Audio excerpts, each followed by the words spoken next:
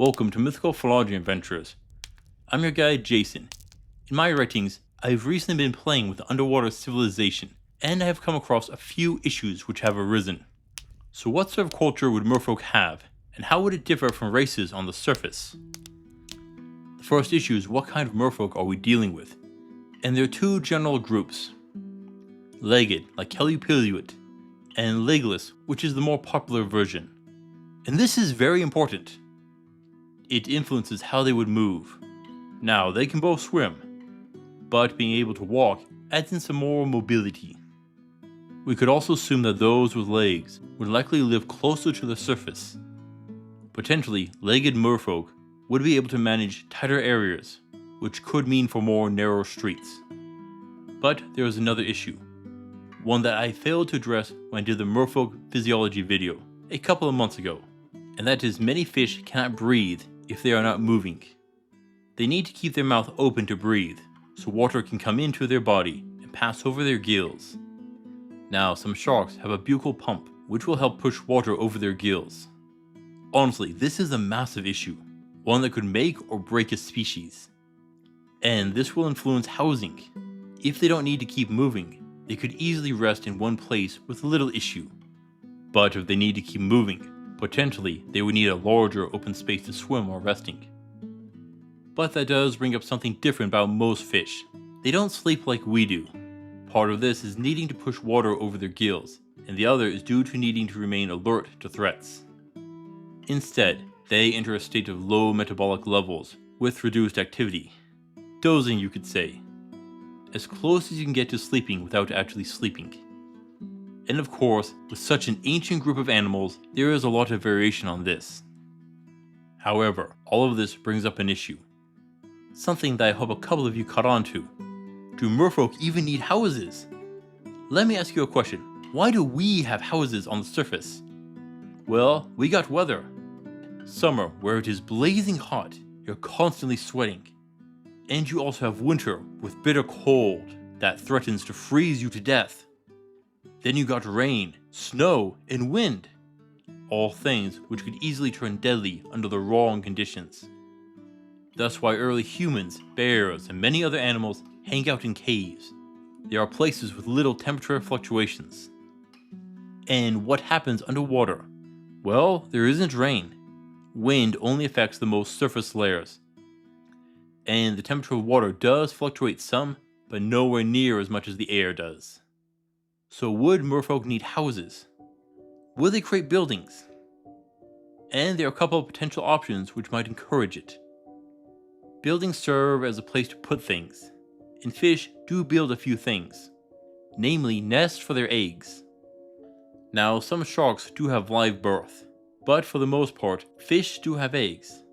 So if merfolk follow this idea, it might encourage the first of their buildings. A second option is storing food. An algae farm, or some version of a bug farm or fishery could be an option. Something that they want to protect from predators. And that could be the third reason to create buildings, as a form of defense against large fish. So we can justify them creating buildings. But out of what? There are two major options. Wood would likely be rare, but stone and coral would both be options. One would require mining and carving the earth. You might have trouble coming up with a solid mortar to hold the stones in place. It wouldn't dry underwater, but some fish, like the hagfish, do secrete a sticky substance that works underwater, so that might be an option. And the other? Well, technically, coral is an animal similar to jellyfish and sea anemones.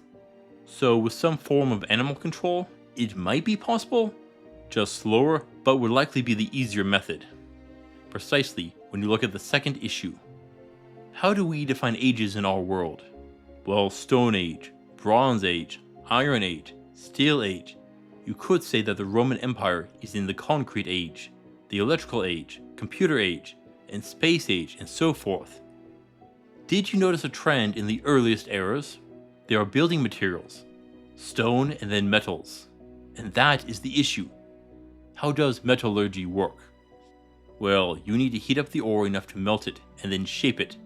Now, underwater fire is impossible, but underwater volcanoes do, and if merfolk are going to develop metallurgy, they would need this. But we can use forges on the surface due to the poor heat transfer of air, but it could be more difficult in the water. And most sources seem to think it would be impossible to do safely. And then it comes to shaping the metals. It is pretty hard to swing a hammer underwater, versus in the air, which is going to limit how much you can make. Oh, and iron will rust, which will limit its endurance massively. But copper and bronze will fare better to the point of being somewhat usable. It will likely still form the blue-green patina over it, but that is just the surface, and shouldn't reach the core. But there is a way to get metal tools for merfolk. Trade from the surface. Metals and woods being useful for them to some extent. But for the surface, what would they want? Pearls, gems, fish? There are dozens of professions which collect things from the ocean, so that would be no short supply. One thing that they could use are pots. Now pots, like metal, use heat to dry them out. But you should be able to maintain a pot underwater, since they do hold water. For them, it could hold the adhesive slime for mortar, and things like fish, sea urchins, starfish, and so on. Of course, this will be dependent on whether they can talk with humans. But that is a language barrier, and even if that happens, they can write. No, writing with inks and dyes aren't an option, even if written on seaweed. But carving it into stone, that would definitely be an option. Not the easiest, but it would work. From there, they could develop forms of engraving and use algae for writing. Yet where would they live? Yes, underwater of course, but where in the ocean?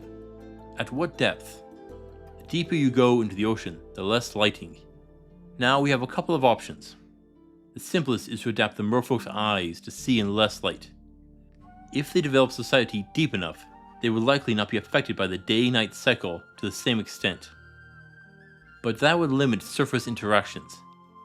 Another option is for them to live in more shallow waters, with better light.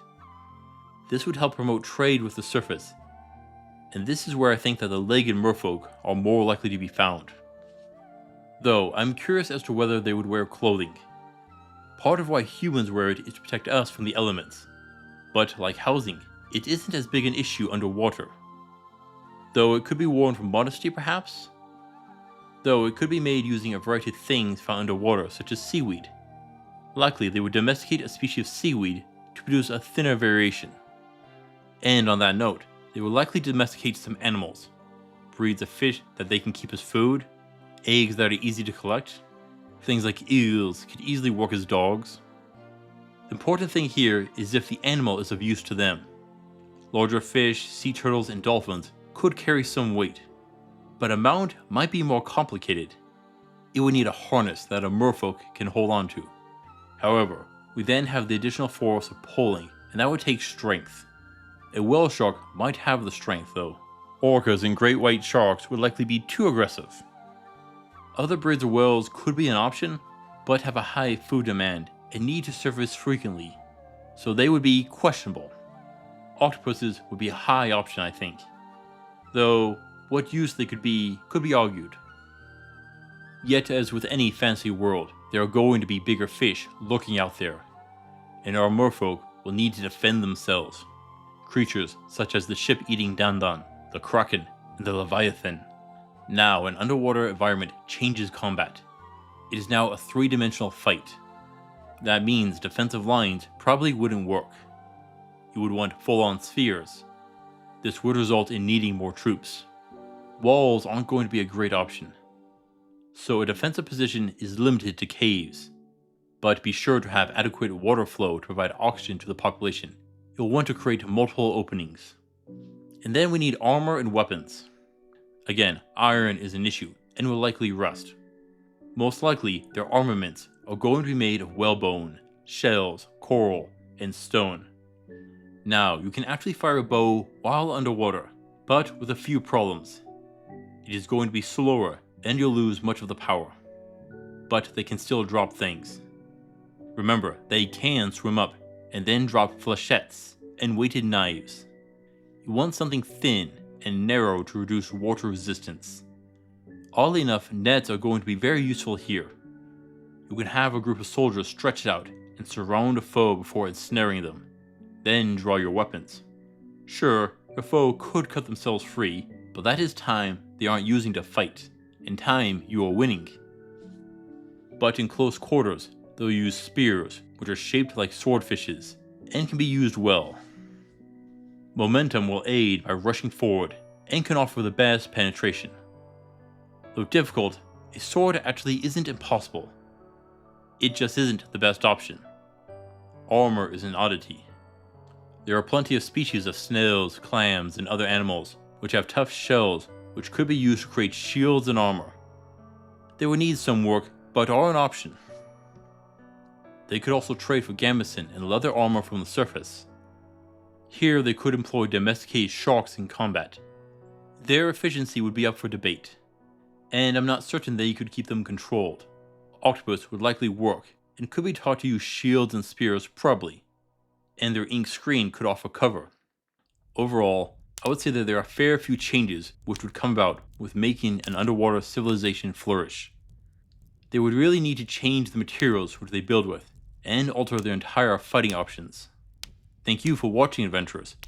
Please return next time for the importance of studying mythology. Until then, I'll see you on the roads.